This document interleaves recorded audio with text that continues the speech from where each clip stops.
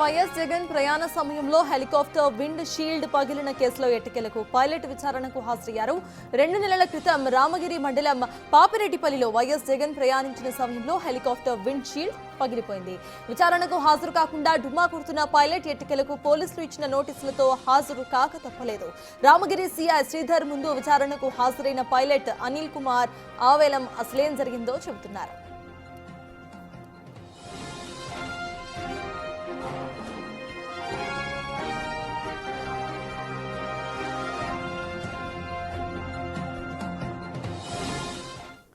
Right, ఇక మాజీ CM YS Jagan ప్రయాణ సమయంలో హెలికాప్టర్ విండ్ షీల్డ్ పగిలిన కేసులో ఒక అప్డేట్ మనం చూస్తున్నాము. ప్రెసెంట్ పైలట్ విచారణకు హాజరైనట్టుగా తెలుస్తోంది. దీనికి సంబంధించిన పూర్తి అప్డేట్స్ మా ప్రతినిధి యోగానంద్ అందిస్తారు.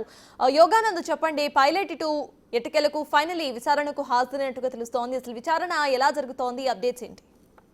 గత 2 రోజుల నుంచి అదుగో ఇదిగో అంటూ వాయిదా వేసుకుంటూ వస్తున్న జగన్ అయితే హెలికాప్టర్ ఇష్యూలో మెయిన్ పైలట్ అనిల్ కుమార్ ఉన్నారు. ఆయన ఎన్నికల విచారణకు హాజరయ్యారు. ఇవాళ ఉదయం 11 గంటల సమయంలో విచారణకు హాజరయ్యి అదైతే క్వశ్చన్ సుమారుగా 100 క్వశ్చన్స్ పైగా క్వశ్చన్ రెడీ చేసినట్టు కూడా మాకు తెలుస్తుంది. 100 క్వశ్చన్స్ లో కూడా గతంలో అయితే లోగో పైలట్ అసిస్టెంట్ పైలట్ అయితే అడిగారు అవి, అలాగే ఆ ఏవిసి సంస్థకు కూడా సంబంధించిన విచారణ కూడా ఈ నోటీస్ వరకు వచ్చిన క్వశ్చన్స్ అన్ని కూడా ఇవన్నీ కూడా ముందు పెట్టని తెలుస్తుంది.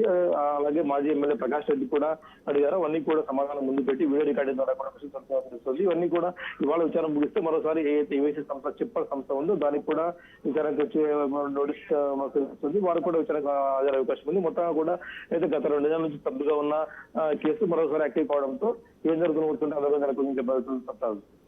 Right, thank you Yoganand.